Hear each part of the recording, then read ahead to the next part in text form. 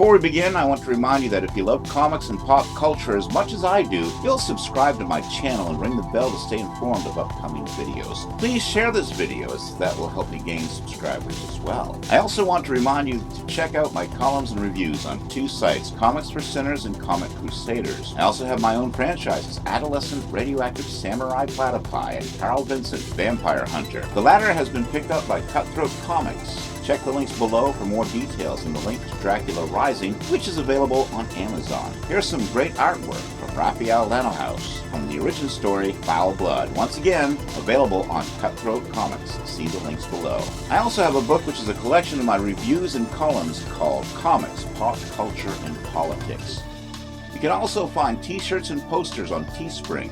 Again, check the links below for all Carl Vincent Vampire Hunter merchandise.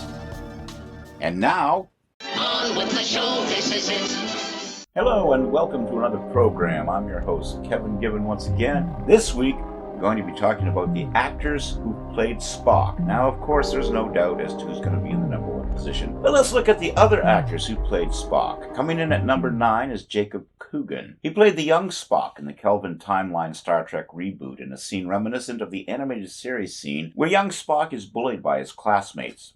Coogan was born in New York City to author and photographer Deborah Kopican. Coogan and Russian-born child actor Paul Kogan. His most recent acting role to date was Luca Jameson in the science fiction series The Tomorrow People. At number 8, it's Billy Simpson. Billy was a child actor in the 1970s and voiced several roles. He also did live-action work in shows like Arc 2 in the episode The Mind Group as Caleb. Filmation hired him based on his audition tape, and they actually used the tape in the scene. Simpson recalls that he was bothered by the fact that he didn't get to redo the scenes, and I quote, "Now that you know this, rewatch the tape and you'll find the cold reading factor quite apparent. You'll hear me hesitate on some of the unusual character names I had to pronounce, and there's one reading that bothers me to this day. The preceding line stated something to the effect that it would be impossible to bring the injured Ichaya to a healer. My line should have had the inflection, I will bring a healer here, but instead, I will bring a healer here." He is too large to move. Then what? You are a Vulcan. What is the logical thing to do? I can bring a healer here. Having been unaware of the context that seemed the logical reading, Simpson also played the young Tad Lincoln in the 1976 film called The Last of Mr. Lincoln. And of course, we're not going to go through every single actor that's played Spock in the fan films, but we will look at some of them in the two major ones, Star Trek New Voyages, Star Trek Continues, and several actors played Spock in Star Trek III, The Search for Spock, through various stages of Spock's life as we watch him age along with the aging of the Genesis planet. They include Carl Steven, Vadia Potenza, Stephen Manley, and Joe W. Davis, before we see Leonard Nimoy on screen. Coming in at number 7, we've got Ben Tolpin, who portrayed Spock for episodes 4 and 5 of the fan film series Star Trek Phase 2. Captain, we have to assume this entire ship is contaminated.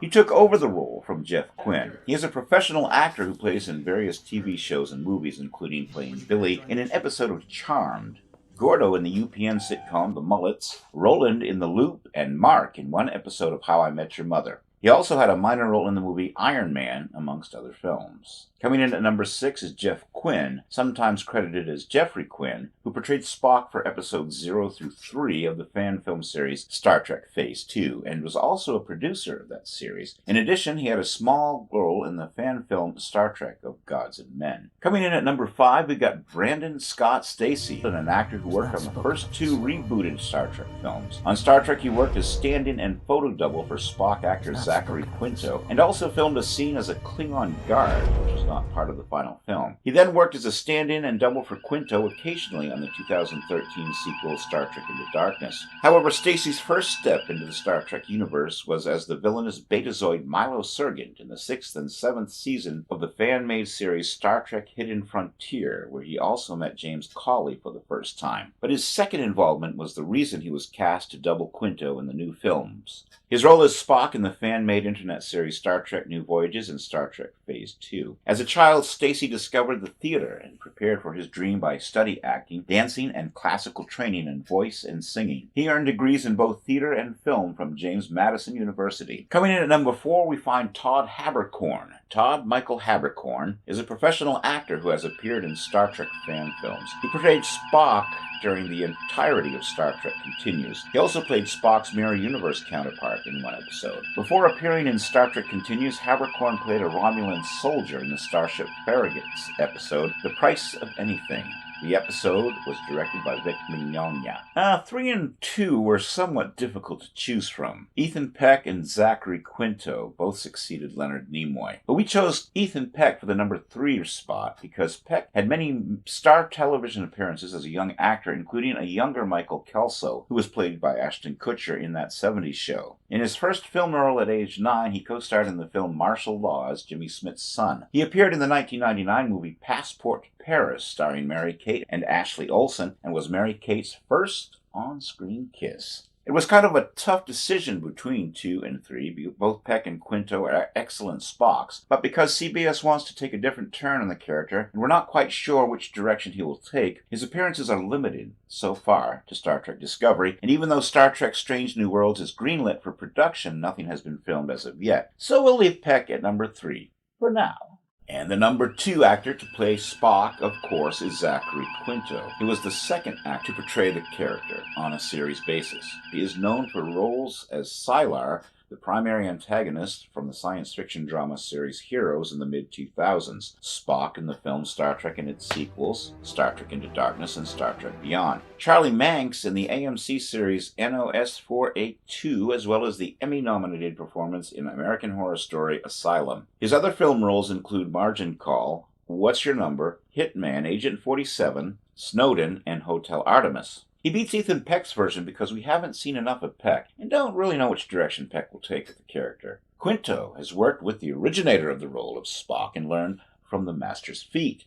He appeared in 3 major motion pictures as the character to varying degrees of success. Some may not appreciate the Quinto version, but he has the blessing of Leonard Nimoy, who appeared in the first 2 Kelvin Timeline films with Quinto as the older Spock Prime, which is why he appears second on our list of actors who have played Spock. And now, of course, we come to number 1. And who else would it be? Leonard Nimoy, of course. Well, I don't know if I like your tone. There is no doubt as to who would be number 1 on this list. The only actor that was involved in every aspect of the original pilot's production and carried over to the second pilot and subsequent series, who appeared in every episode of the live-action and animated TV series and was involved in the reboot of the franchise. Leonard Simon Nimoy was an American actor, film director, photographer, author, singer, and songwriter. He is best known for playing Spock in the Star Trek franchise, a character he portrayed in television and film for almost 50 years, from a pilot episode shot in 1964 to the final film performance in 2013.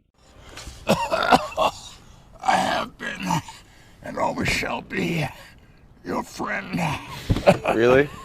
I had Nice try. Nimoy began his career in his early 20s, teaching acting classes in Hollywood and making minor film and television appearances through the 1950s, as well as playing the title role in Kid Monk Baroni. Foreshadowing his fame as a semi-alien, he played Narab, one of 3 Martian invaders in the 1952 movie serial Zombies of the Stratosphere. From 1959 to 1962, he appeared in 4 episodes of Wagon Train. His most iconic role, and a role he would play for most of his life, was Spock. The character has had a significant cultural impact and earned Nimoy 3 Emmy Award nominations. TV Guide named Spock one of the 50 greatest TV characters. After the original Star Trek series, Nimoy starred in Mission Impossible for 2 seasons, hosted the documentary series In Search Of, made several well-received stage appearances, and played psychiatrist Dr. Kibner, the lead on-screen villain in the 1978 remake of Invasion of the Body Snatchers. Nimoy's public profile as Spock was so strong that both his autobiographies I Am Not Spock in 1975 and I Am Spock in 1995 were written from the viewpoint of sharing his existence with the character. In 2015, after Nimoy's death, an asteroid was named 4864 Nimoy in his honor. Spock is one of the greatest characters not just in Star Trek, but the world of science fiction, often imitated but never duplicated. And that was my ranking of the actors who have played the character of Spock in television, animation, and film history. Hope you enjoyed the show. If you did enjoy the show, make sure you're subscribed to my channel for more great content, and click the like button down below so you will stay informed of other shows of this type coming your way soon. So let me know what you think in the comments below. subscribe to my channel, hit the old bell to stay informed. Until next time, live long and prosper, may the Force be with you, and keep reading those comics.